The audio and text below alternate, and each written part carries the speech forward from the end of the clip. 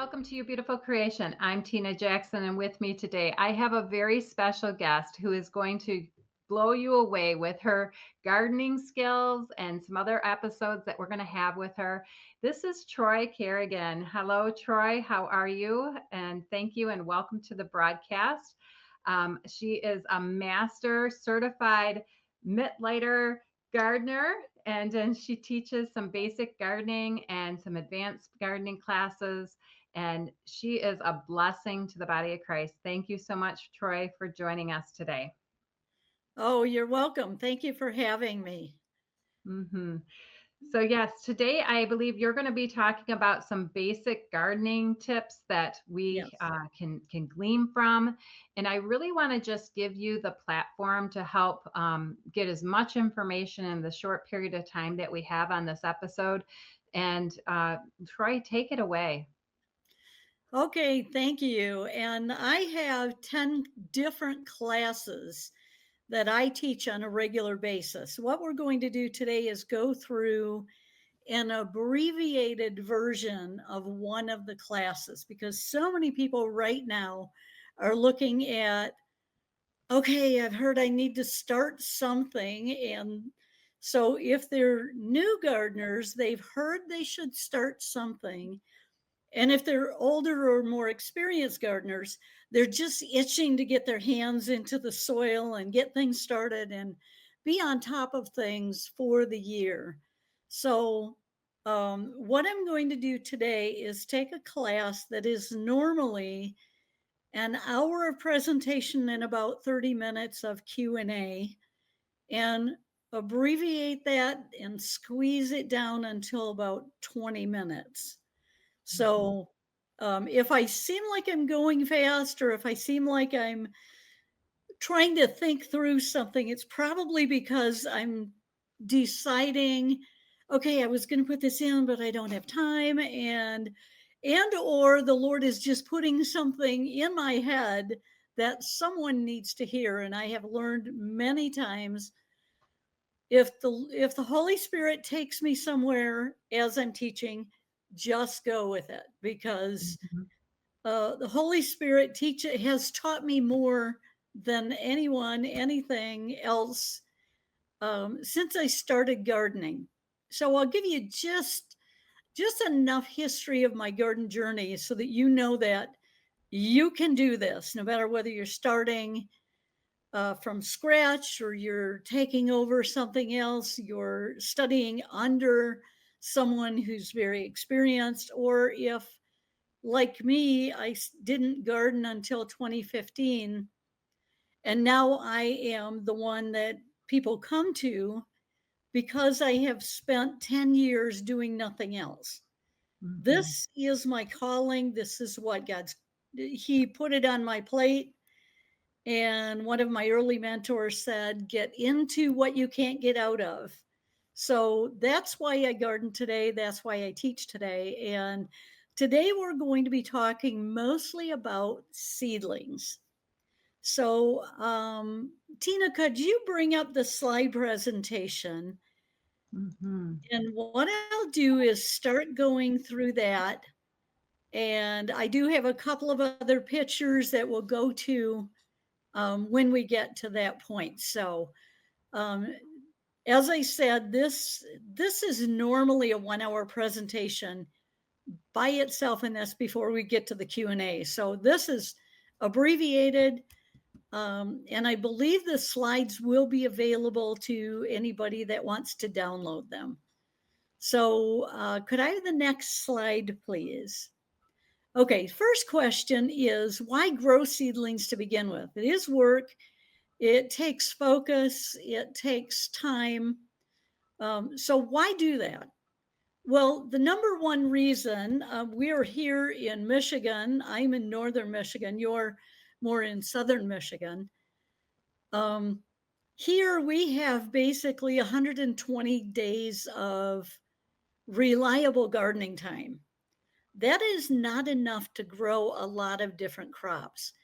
So, if we want to have crops all the way to maturity, to harvest, to canning, freezing, freeze drying, whatever we're going to do to preserve it, we have to start earlier, and that is starting inside.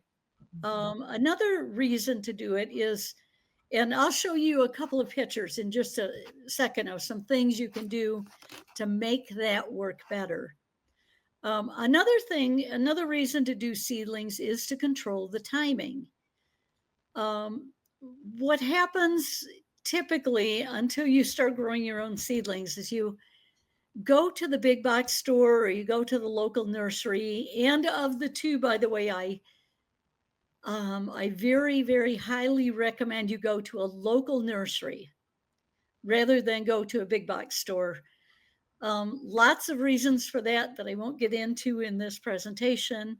But go to your local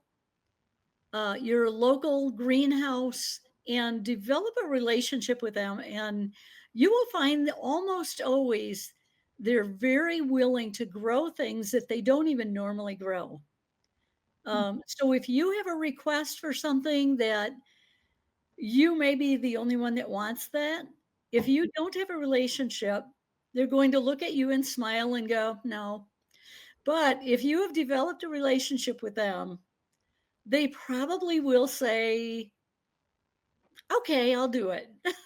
And Mhm. I do that myself for a lot of people. So controlling the timing has to do with in your garden, because every garden has what's called a microclimate. And um, within about 20 miles of where I live, there is a person that has attended some of my classes, and she is literally in a 3 hardiness zone, which is 2 zones below me, Mm. meaning that things that I can put in the garden and grow, and if they're perennials, they'll make it through the winter. In her zone, 20 miles from me, they would freeze every time. Wow. Yeah, and that's because she lives in a valley. Mm. The frost just settles over her valley, and she has to wait almost a full month after me to put her plants in the ground in Mm. the garden. Amazing. But that's where you may need your plants earlier or later than they're available in the stores or even in your local nursery. So that's where you'll want to control the timing. I say for fun, once you learn to do this, it's fun. In the Mhm. beginning, it's not fun because you may kill a lot of plants like I did, but but just roll with it. Enjoy the journey Mhm. is part of this. Another is to control the quality.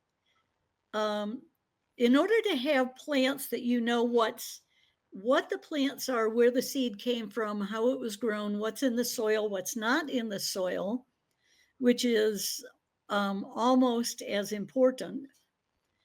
You need to have control over that quality. And the plants that you see in the pictures here are ones that I grew. And from that picture, about those are tomatoes and blue things. Well, blue things, cold weather things. There you go. I call them blues. Mm. Within about 90 minutes of the time that picture was taken, they were all in the garden. Wow. Yeah. So I go in my garden because I control the timing and the quality. I can take them over to where they're going to be planted. And in one day, I go from bare beds to a full scale garden. And in about 30 days, you would not even recognize it as the same place. Mm. So it's just fun to have that. The last thing that I want to share is that you will save so much money by growing seedlings Mm. because you can buy a pack of seeds at the store for let's say you even buy good high quality seeds and you pay $4 a pack for them. you're going to get a lot of plants out of that pack versus paying $4 per plant and not even knowing the quality. So Mhm. that's a really good reason for growing your own seedlings. Mhm. So, next slide, please. Okay. How you grow them is somewhat dependent on how you're going to use them. Are you going to, what you saw in the last picture was mass planting, which is the second one here. And that's because those were all going from those flats into my own garden. When I keep them, I mass plant them. But if I'm giving them away or selling them because I do two different markets, those have to be planted in individual pots. And so that means that that person's going to get the pot and plant and everything, just like if you were to go to your big box store. Mhm. So seedling trays or boxes, that depends on how you're going to use them. And you'll hear a term in the industry that is called bumping up. Mhm. And that's where you're just going to take it from a smaller pot up to the next biggest pot. That's all it is. There's nothing magic to it. You're going to put it in so that it can grow all the way around. It should have the opportunity to grow in every direction. And if you just remember that, you'll never go wrong with bumping up or Mhm. transplanting. Okay. All right. Some success factors for doing seedlings. Um, Number one, the number one law of plant growth is light. So right now there are so many lights out there that are available for growers. It's amazing. Um, I recommend, unless you are growing plants all the way to the end of their life, where you're actually going to harvest a tomato or a pepper or something off of it. If you're just getting plants started to harden them off and move them to the garden, then I just recommend a 4-foot shop light. And it doesn't have to be a 4-foot grow light. They tend to be very expensive. The price will be dropping as time goes on, by the way. As the economy of scale kicks in, we'll be able to get grow lights at about the same cost as a shop light today. Mhm. So let me talk just a little bit about, I'm going to look at my picture for a second because let's see. Okay, can you go to the picture? Mhm. Has the baskets in it. Different one. That one. Mhm. That is a 4-foot wire shelving. I have mine on wheels because I spill a lot. I drop trays. I do all kinds of things. And I want to be able to roll them out, sweep, mop, roll them back in, and not have to take it all apart. Mhm. So the shop light that you see there is an LED light. I do recommend LEDs because they don't put off heat. Because you'll notice the light on the bottom shelf is right underneath the shelf for the next one above it. Mhm. And that heat will actually cause the plant stress on the top, on the next shelf up. So I Mhm. recommend LEDs. They don't have as much heat. And I recommend that you get ones that have a pull chain. And the reason for that is you have much more control. You can turn one bank on, one bank off quickly and easily without having to turn the whole bank off, the whole light box off, or anything else. So I just recommend the 4-foot LED lights with a pull chain, and you can hook those right onto the shelf above with the wire racks. Um, so, but if you already have something set up, do not go out and purchase this just so that you have this set up. Use what you have always. Mhm. So, okay, back to slide 3. Perfect. All Thank you. Yay. right. Oh, and we're going to go back to the other picture here in a second. Okay. Temperature is very important for seedlings because um, seedlings need the soil to be about 70, 75 degrees Okay. or warmer. So there's a thing called a heat mat. And if you can, yes, the one on the left there is called the heat mat. And that's almost like a heating pad that you would use for sore shoulder or neck, or if you have something up with your back, except that it's very low wattage and it doesn't shut off and it's very scratchy. So don't try to use a heating pad, it won't work. But these are fairly inexpensive and you only have to buy them once.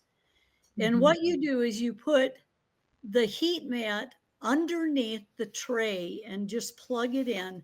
And that keeps your soil at the perfect temperature for germination. Now, it's very important that as soon as they germinate and you see that little seed pop up, as soon as that happens, get them off the heat. Oh. Oh, yeah. A lot of people make that mistake and Mhm. they end up with plants that are what's called leggy. That's two things cause leggy plants.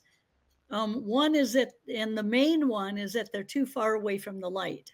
Mhm. So they're stretching for light. Mhm. Or if you have a window and you don't block that window or you don't turn on your lights early enough in the morning, they will literally stretch for the window and they get really long, really weak, and in many cases you have to just start over. Mhm. Some plants you can get away with it, but not a lot of them. The other picture there, so that we don't have to come back to it, that's what you would want to use or start with if you're not growing a lot of plants, especially if you're just getting started with growing your own seedlings. Um, that box, the tray that you see in the background that still has the wrapper around it, that has a cover, the little black trays, and the tray that you can water in. So that's a complete setup, except you add soil. I don't recommend that you spend the extra to get the things that already have the soil in them.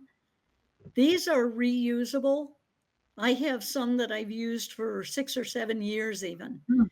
I just sterilize them after I'm finished using them for the season, put them in a box, and the next season out they come and new seeds go in them. How So, do you sterilize them? um, actually, all you need to do is the same as if you were doing commercial dishwashing. Okay. Do not put them in the dishwasher. I don't mean Mm. put them in the use just a little bit of bleach Okay. in cool water and just dunk them in there, let them dry, put them in the box. That's all Okay. you need to do to sterilize it. You don't have to.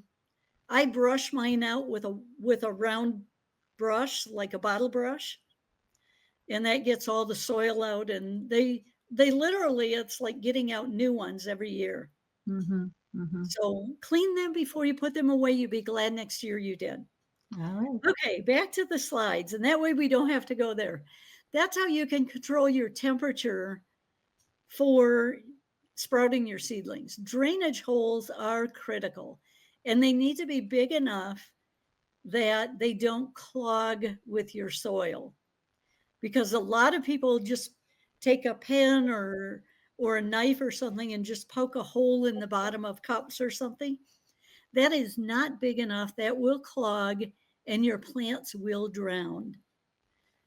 Um, yeah, most people, I taught this class this morning live in one of the local libraries. And it was fun because they were saying, or I shared with them that what we tend to do, especially as early gardeners, as inexperienced gardeners, you'll look at your plant and you go, oh my goodness, something's wrong. And what's the only thing we can do immediately is give it more water. Right. So that's what we tend to do. We tend to, oh, have another drink. I know I just gave you one, but have another one. And what happens then is they're sitting or standing in water and they're drowning. Even Mm, if just, even if the soil is too, if the soil is wet, your plant will get something called damping off and it will just one day fall over mhm. because it rots right at the, I know, me too. Yeah, me too. Yeah, more than once because I had to prove it was true. Mhm. So you want your soil to be damp but not wet. If Mhm. you have to err on the side of it being just a little bit dry. Okay. And as far as feeding is concerned, God put everything in the seed that it needs to germinate, so to Mhm. open, to send down a taproot, to send up the seed leaves, and to open up. Mhm. Everything for that is already in the seed. Mhm. So water only until they sprout. And I Mhm. usually do water for about another day because Mhm. if you have more seeds in there that haven't yet sprouted, get them off the heat. But again, water only for that day. Gotcha. So Okay. how often are we watering, I guess? I know we only have like 5 more minutes left, but, Oh, you're um, kidding. yeah. Oh, okay. So, how often should we water? Um, Like, is there like 2 days or 4, you know? we'll give you some of the factors to that because this will make a difference. Okay. The more soil you have in your container, the less frequently you have to water. Okay. So if you have a tray or a flat, you're probably only going to have to water every 3 or 4 days. Mhm. If Okay. you have those little cells like I showed a minute ago in the other Mhm. picture, those may, depending on the soil that you have, those may even need to be watered every day, or if your room is really warm, maybe Okay. even twice a day. Wow. Okay. All But right. it's based mainly on the amount of soil Gotcha. in that. Okay. Okay, let me prioritize now. Don't start. Oh, wrong start. It's best if you not start seeds just before you travel, because Mhm. when you come back, they will have sprouted, doggone them, and they and they will be leggy and they won't be happy. Mhm. Plant about an extra 10% over what you think you'll need. You can always give them away, but that way you don't have holes in your garden. And if you kill some of them, it's all okay. And decide, I will be doing a session here on heirloom seeds versus hybrid seeds. So I'm not going into that. Yes, yes, definitely check that out. We'll be doing that pretty soon, and so you'll be seeing that link. Mhm. Right. That's a great topic to get into. I love that. Yes. Okay, next slide. Let's see how far. Yeah, we Okay, got 3 minutes if that. 3 minutes. Oh my goodness. Prioritize, prioritize. Okay. Number one, bottom water when you can to help prevent mold and disease. And that just means that you're going to set the container in a big tub of water or something, let it soak water up for a moment, and then Okay. take it out. Do not let it stand in the water Okay. because otherwise, again, your plants, and I see this all the time, people, yeah, yeah, they let it stand in the water unless it's a water plant like a Mhm. cedar tree or cattail. It won't be happy and it won't be thriving. Okay. Um, use a fan for strong stems. If you use an oscillating fan that's going to kind of blow back and forth across the plants, that gives them some stress. And that makes their stems stronger because they're responding to their environment. If you don't have a fan, you can always just brush your hand over it a couple of times a day. I Hmm. prefer a fan because you can transmit oils from your hand onto the plant, or germs, all kinds of things. So a fan is best, oscillating is best, but you, again, use whatever you have. This isn't to have you go out and buy a bunch of new stuff. Okay, harden off will be the last point. Hardening off is where you're going to get the plants, the new seedlings, used to the environment that they're going to be in. And because they can't go from a 70-degree, nothing but a little oscillating fan once in a while and getting water at the perfect timing, to in the garden, winds blowing on them, the real sun is on them, and they go, oh my goodness, I think I'll die. And they do.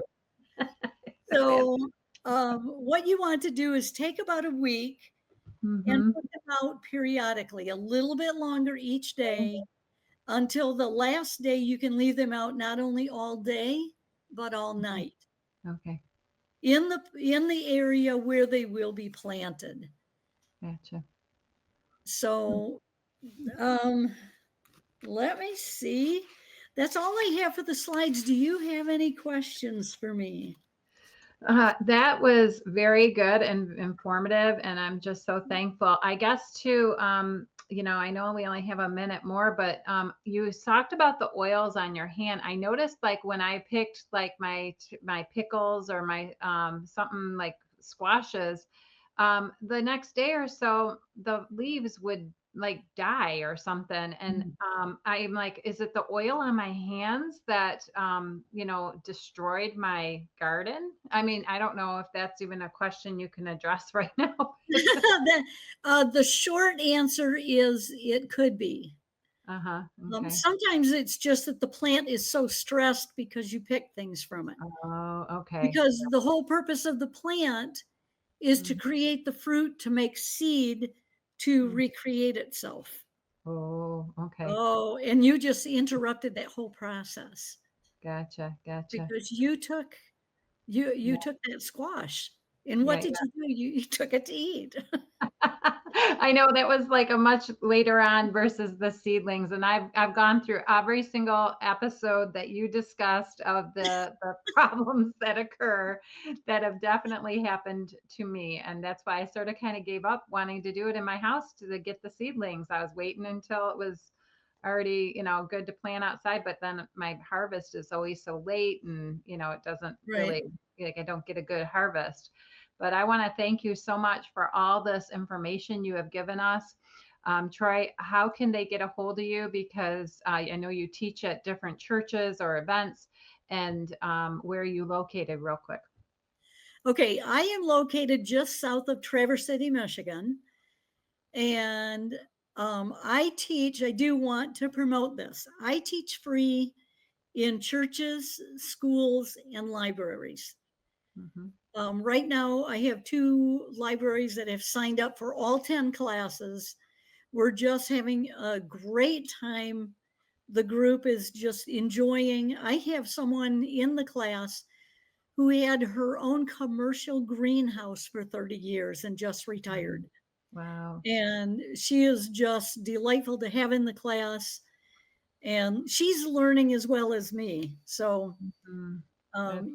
my website is thevegielady.biz, and that's biz. Mm-hmm. And my email is Troy, Troy Carrigan, Carrigan @gmail.com. So Amen. the vegielady.biz and Troy Carrigan @gmail.com. Well, again, thank you so much, Troy, for joining us. Be sure to stick around and catch some other episodes that we're going to be having. I'm Tina Jackson. And I'm Troy Carrigan. And you are a beautiful creation in Christ Jesus. Thanks for joining us.